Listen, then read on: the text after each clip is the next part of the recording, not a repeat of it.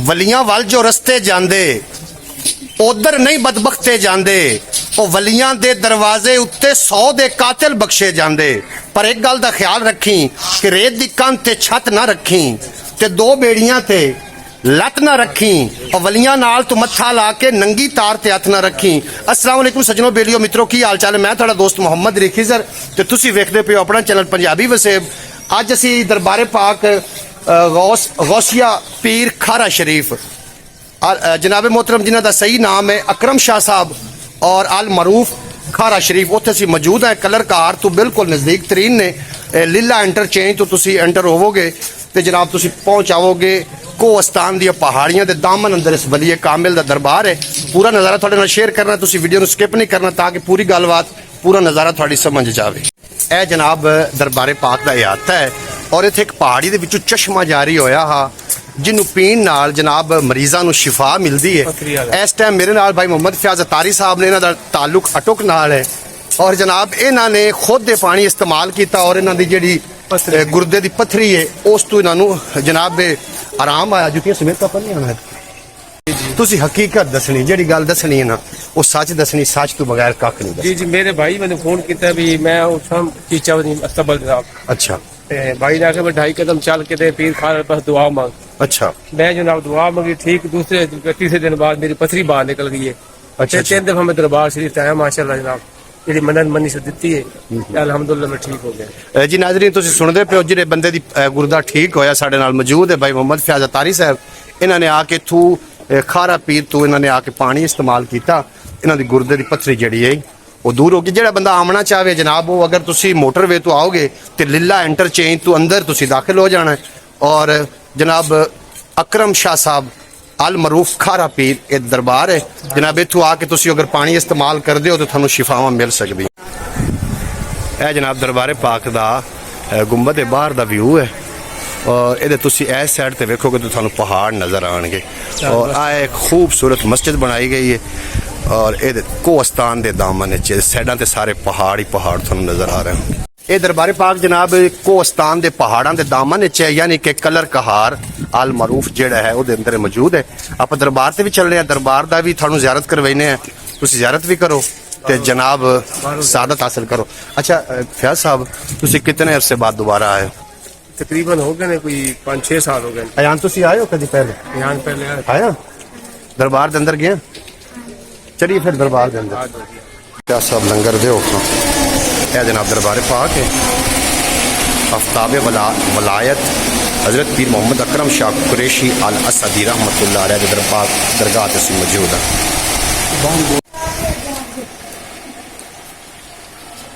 यह जनाब सामने चिल्ले गाह उन्होंने नाल लिफ्ट लाई हुई है, तुसी लिफ्ट के जरिए चिल्ले गाह तक जा सकते हो।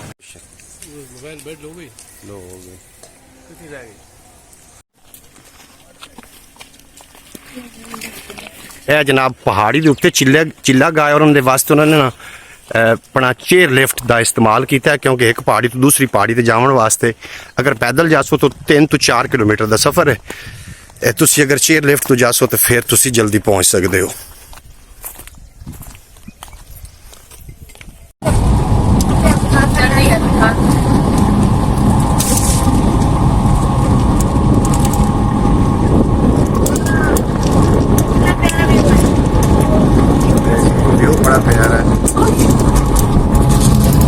नाजरीन तुसी वेख सकते हो, चेयर लिफ्ट के जरिए जा रहे हैं उस जगह ते जिथे के चिल्ला गाह है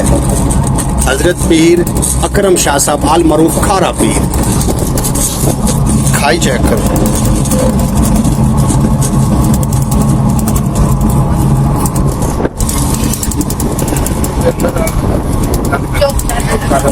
रब वली नूं ताकत बख्शी है, तूफान दा रुख परता सकदा है, अख जिमकण ते भी चिर लगदा है, पहलू तख्त लिया सकदा है, सग वलियां दा कुरान आखे सौ रब दी जन्नत जा सकदा है, मेरी कंड ते हथ है 5 तन दा कंड कौन खिजर दी ला सकदा है। जनाब मोहतरम असी हजरत अकरम शाह अल मरूफ खारा पीर दे दरबार ते मौजूद हैं और दरबार जिहड़ा चोल अपना कोहस्तान दी पहाड़ियां दे दामन विच है, लेकिन चिल्ला गाह पहाड़ी दी चोटी ते वो नज़ारा तुहाडे नाल शेयर करना, तुसी वीडियो नूं बिल्कुल स्किप नहीं करना। हयान उच्चा उच्चा जांदा जा रहे हैं, चल चल यान पीछा हट पे चलना चाहिए चलो। अच्छा दूसरा फयाज भाई जी जी दरबार थल्ले है पहाड़ी दे दामन च जी जी ते चिल्ला गा बाबा जी ने उत्ते माशाल्लाह चिल्ला करते अच्छा मैं अक्सर बुजुर्गों दे वेखे ने भी चिल्ला जा उस जगह ते होना जिथे बंदियां दा पहुंचना ना बेशक बहुत मुश्किल होंदा है जी जी बिल्कुल। नाज़रीन असी भी काफी सारा सफर करके चेयर लिफ्ट ते चढ़े हैं तो उस तो बाद सानू जनाब पौड़ियां ते चढ़ना पिया इधर भाई साह चढ़ गया हुण मैनू साह भी चढ़ गया जनाब कोई नहीं चढ़िया मन कोई नहीं चढ़े हां 10 पहाड़ और चढ़ जाओ ਤੁਸੀਂ ਰੋਜ਼ ਆਉਂਦੇ ਰਹਿੰਦੇ ਹੋ ਤੁਸੀਂ ਅਸੀਂ ਇਲਾਕੇ ਦੇ ਹੋ ਇਵੇਂ ਤੇ ਹੈ ਨਾ ਅਯਾਨ ਇੱਧਰ ਆ यहाँ सामने है भाई ਅਯਾਨ ਸਾਹ ਚੜਿਆ नहीं ਕਿਉਂ ਚੇ ਤੁਸੀਂ ਤੇ ਆ ਕੇ ਚੇਅਰ ਲਿਫਟ ਤੇ ਚੜਾਂਗੇ ਤੇ ਨਜ਼ਦੀਕ ਹੋ ਜਾਏਗਾ ਇਹ ਲੇਕਿਨ ਬੜਾ ਦੂਰ ਹੈ ਸਾਹ ਚੜਿਆ ਕੋਈ ਨਹੀਂ थोड़ा बहुत ਓਏ ਹੋਏ ਹੋਏ ਇਹ ਜਨਾਬ ਵੇਖੋ ਤੁਸੀਂ ਅਲ ਮਰੂਫ ਕਲਰ ਕਹਾਰ ਦੇ ਪਹਾੜੀ ਦੇ ਦਾਮਨ ਵਿੱਚ ਦਰਬਾਰ ਹੈ ਜਨਾਬ ਜੀ ਪੰਜਾਬੀ ਵਸੇਬ ਦੇ ਨਾਜ਼ਰੀਨ ਅਸੀਂ ਬਿਲ ਆਖਰ पहाड़ी की चोटी ते पहुंच ही आए हैं हजरत अकरम शाह रहमतुल्लाह अलैह अल मारूफ खारा पीर जी उन्होंने चिल्ले गाह उन्हें तुम पहुंच आए हैं चिल्ले गाह का भी नज़ारा थोड़े नाल शेयर करते हैं असी जनाब जी दरबारे पाक है वो पहाड़ी के दामन च है लेकिन चिल्ले गाह दरबार पाक दे पहाड़ी की चोटी ते है और पहुंचने लगे बड़ा सानू जनाब जोर लाना पिया बहरहाल जो इतों के रैशी ने वो तो रोजाना आते जाते हैं शायद हो सकता उन्होंने आदत होवे रोज आ सकते हो जा सकते हो वर्जिश भी तो हो ही जाती एक शेर समात करो तो फिर आप चिल्ले गा दा नज़ारा करते हैं शेर सुनो कि सूफी ते फनकार बराबर नहीं होंदे दोवां दे किरदार बराबर नहीं होंदे और हट्टियां उत्तू सौदा मिलदा है दुनिया दा हट्टियां ते दरबार बराबर नहीं होंदे हट्टियां उत्तू सौदा मिलदा है दुनिया दा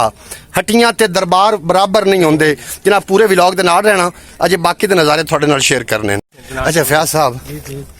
अगे कदी आए हो इत्थे जी जी माशाल्लाह जी मैं उत्ते चढ़ के चेयर लिफ्ट तो आए हो या कि मैं बराह रास्त पैदल है पैदल ही आया था चेयर लिफ्ट से आए जी माशाल्लाह अच्छा जी जी चेयर लिफ्ट तो ही आए पैदल भी चेयर लिफ्ट से आए आज मैं तो पहली दफा आया तो मैनू तो बहुत ज्यादा ना मतलब एंजॉय भी हो रही है साडा मैदानी इलाका है पहाड़ी इलाका है साडा मैदानी इलाका उत्थे कोई ऐसा इशू साडा इलाका है जी।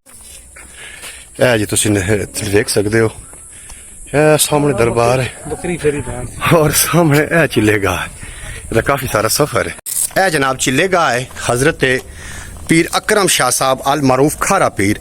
ਉਹਨਾਂ ਦੀ चिल्लेगा ਦਰਬਾਰ ਦੀ ਚੋਟੀ ਦੇ ਉੱਤੇ ਹੈ ਤੁਸੀਂ ਇਹਦੀ ਸਾਈਡਾਂ ਤੇ ਵੇਖੋਗੇ ਤਾਂ ਜਨਾਬ ਤੁਹਾਨੂੰ ਵੱਡੀਆਂ ਵੱਡੀਆਂ ਘਾਰੀਆਂ ਨਜ਼ਰ ਆਣੀਆਂ ਨੇ ਵੇਖ ਲਓ ਦੋਨਾਂ ਸਾਈਡਾਂ ਤੇ ਬਾਕੀ ਪਹਾੜ ਹੀ ਪਹਾੜ ਹੈ ਔਰ ਚੋਟੀ ਦੇ ਉੱਤੇ ਇਹ ਦਰਬਾਰੇ ਪਾਕ जी जनाब असी हजरत अकरम शाह साहब रहमतुल्लाह अलैह अल मरूफ खारा पीर वो जनाब असी इबादत गाह ते मौजूद हैं एक मस्जिद है और इत्थे बैठ के हजूर अकरम शाह साहब अल मरूफ खारा पीर चिल्ला करते होंगे सी अपनी इबादत करते सी खुदा पाक दी इबादत करते सी इस मौके ते मैनूं सुल्तानुल आरिफीन दा एक शेर भी याद आ रहा है फयाज साहब सुनते हो जी जी माशाल्लाह सुनो फिर तवज्जो करो कि तस्बीह फिरी पर दिल ना फिरिया की लेना तस्बी फड़ के हूँ चिल्ले कट्टे पर कुछ ना वटिया की लेना चिलिया वड़ के हूँ चिल्ले कट्टे पर कुछ ना वटिया की लेना चिलिया वड़ के हूँ पीर बनाया पीड़ न जावे की लेना मुर्शद फड़ के हूँ जाग बिना दुध जमदे न बाहू भावे लाल होवन कड़ कड़ के हूँ जनाब असी पीर खारा पीर हजरत अकरम शाह साहब रहमतुल्लाह अलैह सी जनाब चिल्ला गाह ते मौजूद है बाकी तो नज़ारा भी थोड़े नाल शेयर करते हैं फयाज अतारी साहब दी बड़ी मेहरबानी है मोहम्मद अयान अतारी साहब जिन्होंने तुसी मेरे पंजाबी वसेब ते लाइव ब्रॉड ते वेखदे हो जेडे बुझो बुझारता प्रोग्राम विच आके जनाब सानू सवालों के जवाब देने नूं अज मेरे नाल ने जनाब बहुत ऊंचा है जी पहाड़ जिते इत्थे हवा बहुत ज्यादा लग रही अयान हवा लग रही प्यास लगी हुई बहुत लगे प्यास भी अयान नूं लग गई फयाज अतारी साहब ने प्यास तो लगी तो पानी की बोतल ले उत्थे रख के आ गए उत्ते ले आना चलो चलो आयो फिर हुण अपन चाहिए पैदल चलिए